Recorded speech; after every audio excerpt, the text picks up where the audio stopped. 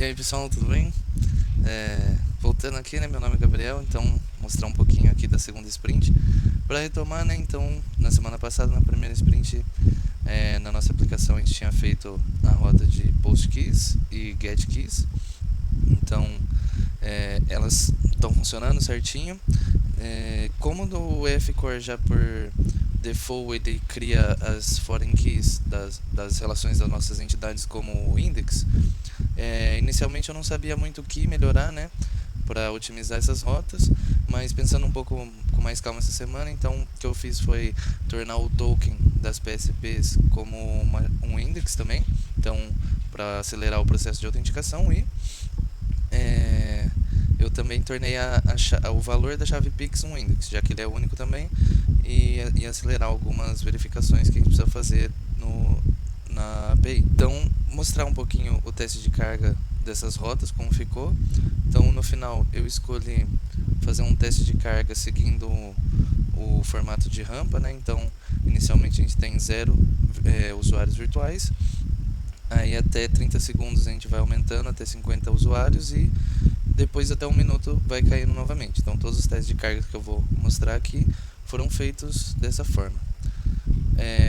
Vou mostrar aqui alguns resultados porque eles são meio pesados, então para rodar agora teria muita chance de travar o computador. Então para a rota de Get Keys aqui um pouco das informações da nossa aplicação.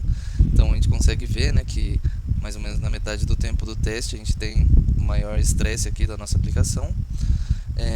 Tá sobrando alguns handles e memória e algumas coisas em aberto na API. Eu não sei exatamente por que isso está acontecendo, preciso estudar um pouco melhor, mas ela está respondendo bem a esses testes. Então no banco de dados a gente vê aqui que tivemos alguns conflitozinhos, mas não tivemos nenhum rollback, né? Aqui não está mostrando, mas tivemos 100% de commits, então bom, é só uma rota de get, deu tudo certo, todos os gets deram certo. E aqui algumas informações do teste em si, né, em número. Então a gente teve nesse 1 minuto 240 mil requisições para a API, né, e algumas informações legais aqui da gente olhar é que não tivemos falhas. E no tempo de resposta aqui em geral da requisição, a gente teve um máximo de 800 milissegundos, né, e um P95 de 9 milissegundos. Então nossa requisição está respondendo bem. Eu já nessa rota eu já coloquei o uso do Output Cache, que vem embutido com o .NET 8.0. então ele já está usando um cache das respostas aqui do get. Esse cache fica na memória por 60 segundos. E pretendo, vou falar mais para frente, aplicar o banco em memória, ou heads no caso, na aplicação da rota que eu construí essa semana. Então eu vou deixar para mais para frente. Sobre o teste da Post Keys, então novamente a gente vê aqui que mais ou menos no meio do teste a gente tem maior estresse, certo? Da nossa requisição, é onde começa a demorar um pouco mais, né, as requisições para serem respondidas. E no banco de dados também 100% de commits, então todas as transações em abertas foram fechadas, não tivemos rollbacks, certo? 0 rollbacks aqui. E nesse caso a gente teve um pouco mais de conflitos aqui, né, no banco de dados, então provavelmente tentando fazer leitura ali de alguma tabela que estava com alguma coisa sendo criada e coisas desse tipo. Aqui também um banco de dados em memória poderia ajudar nesse caso. E nesse teste a gente teve 56 mil requisições nesse 1 minuto, certo? 0% de falhas também. E de espera a gente teve aqui um máximo de 1.84 segundos mais um P95 de 50 milissegundos. Então 95% das requisições no máximo esperaram 50 milissegundos, que também é um bom valor. Bom, entrando um pouco na rota dessa semana, né, que é o Post Payment, basicamente a ideia dessa rota a gente vai ter uma PSP, um banco de origem, que vai querer fazer um pagamento com Pix. Então ele vai mandar uma requisição para a nossa API aqui, dizendo que ele quer fazer essa transação com o Pix. E aí, para não deixar muito tempo o nosso usuário esperando, o que a gente vai fazer? A gente cria essa transação no banco de dados com um status dependente e responde só com o ID para esse banco de origem. Então ele não fica esperando a gente terminar de processar essa requisição. E como para processar essa requisição a gente precisa fazer uma requisição para o banco para a PSP de destino, né, do Pix, pode ser que demore muito para processar isso, porque o banco de destino não foi feito por nós, né? Então a gente não sabe quão otimizada está a API deles.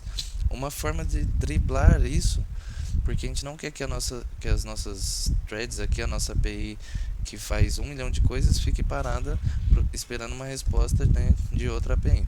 Então, uma das formas que a gente pode driblar isso é enviando para uma fila essa requisição que a gente quer processar. Nesse caso a gente vai usar o RabbitMQ, que vai gerenciar essa fila para a gente. E o RabbitMQ vai ter consumers que são quase como se fossem outras APIs, mas eles só fazem isso. No caso eu criei como uma aplicação console do .NET. Então eles só vão receber as entidades que estão nessa fila para terminar o processamento do pagamento. Falando um pouquinho sobre arquitetura, eu escolhi separar aqui os consumers da nossa API X, a nossa Pix, API do Pix. Por quê? Porque como a nossa Pix tem vários endpoints, pode receber muitas requisições num curto período de tempo, pode acontecer dela crashar. Então, o consumer estando separado dela, a gente garante que mesmo que a Pix crashe, ele continue funcionando. Então não para de processar a nossa fila, até porque o Pix tem 2 minutos de limite de tempo para ser processado, né? É uma das nossas regras de negócio. Outro ponto importante, como eu já quis deixar claro aqui no diagrama, a gente pode ter mais de um consumer dessa forma. E aí permite a gente fazer uma escalação horizontal mais livre, né, sem ter que tirar recursos da nossa Apix. E alguns detalhes importantes aqui, a gente está utilizando essa fila no modo durável, então mesmo que o RabbitMQ caia por algum motivo, ele está salvando em memória também as informações da fila, então a gente não vai perder essas informações nesse caso. E, bom, seguindo o diagrama, então o RabbitMQ vai mandar a informação da fila para os consumers, que no caso é só o ID do pagamento que está sendo processado. O consumer vai receber esse ID e vai consultar no banco de dados as informações referentes a esse pagamento, como, por exemplo, qual que é a rota da PSP de destino. Ele checa se já faz 2 minutos que esse pagamento foi criado. Se fizer, ele já dá como falha, nem se comunica com o destino, só envia aqui para a PSP de origem que falhou o pagamento. Se não faz mais de 2 minutos, então ele vai processar esse pagamento, vai mandar a requisição para a PSP de destino, vai aguardar um tempo. Eu setei um timeout no final de 0.7 segundos, que eu escolhi ali. Eu vou mostrar nos processamentos. E se passar desse timeout, ele simplesmente joga de volta para a fila esse pagamento e recebe outro, e assim segue a vida. Se não passar do timeout, ele receber um OK aqui do PSP de destino, ele responde com sucesso para a PSP de origem.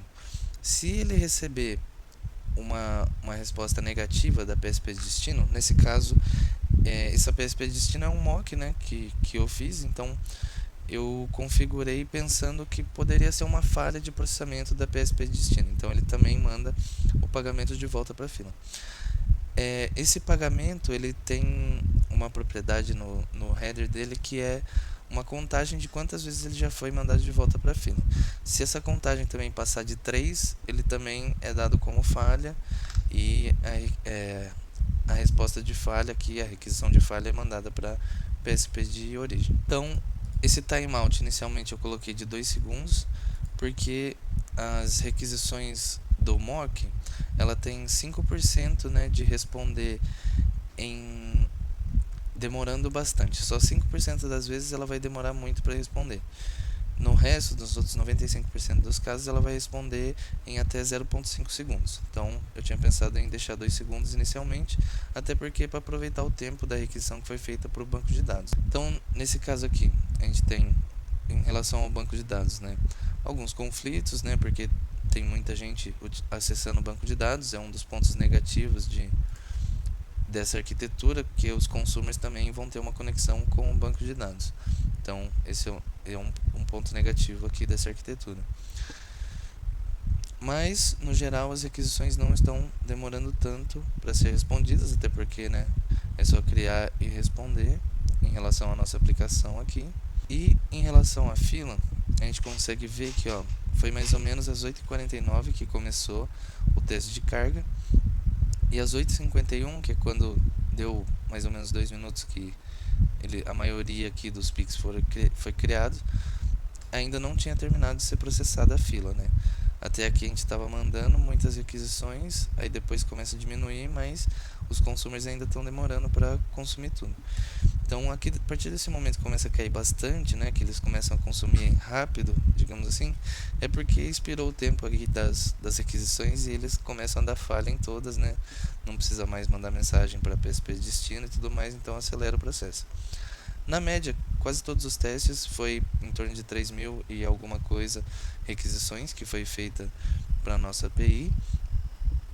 Aqui, a partir desse momento, a gente já tinha 0% de falha, mas se a gente for ver, e um tempo de espera relativamente baixo também, né?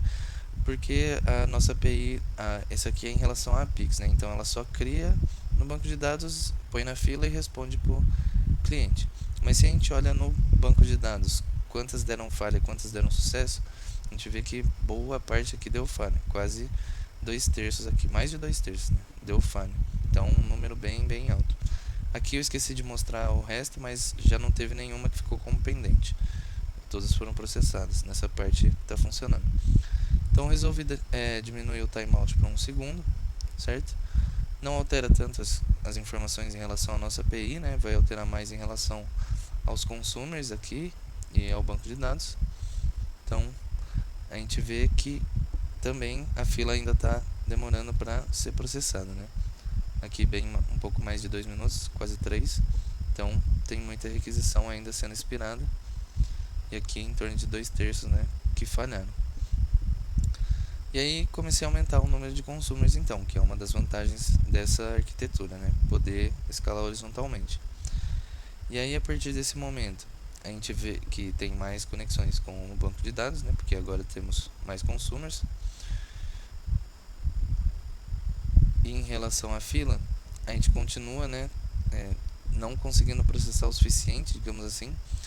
Uma coisa que eu consegui ver ali é que na média os consumers estão consumindo em torno de 2.5 requisições ali da fila por segundo, né? Então, se do jeito que está o teste, a gente está tendo em torno aí de 50 requisições por segundo, né? Tem que aumentar bastante o número de consumers para garantir que não vai expirar nada na fila. Então, teve bastante sucesso, né? Melhorou nesse quesito, mas ainda teve muita falha. Não tem problema ter falha, lógico, faz parte das nossas regras de negócio, mas o problema é ter falhas por tempo expirado, né? Que a requisição nem chegou para PSP de destino. E aqui, a partir de 10 consumers, então, com um timeout de 1 segundo, a gente já começa a conseguir processar as requisições no tempo correto, pelo menos. E uma falha só. Então, a partir desse momento, eu vi que 10 consumers era um bom número, né? A gente também não quer aumentar muito para não... Bom, quanto mais consumers, mais computadores, entre aspas, estamos usando, mais dinheiro estamos gastando. Então, testei mexer no tempo do timeout. Aqui eu testei para um timeout de 0.7 segundos. A curva aqui de resposta da nossa fila ficou melhor, né? Ficou mais suavizada, digamos assim, comparada com a outra. E aqui alguns conflitos no nosso banco de dados, porque agora tem muita gente acessando o banco de dados.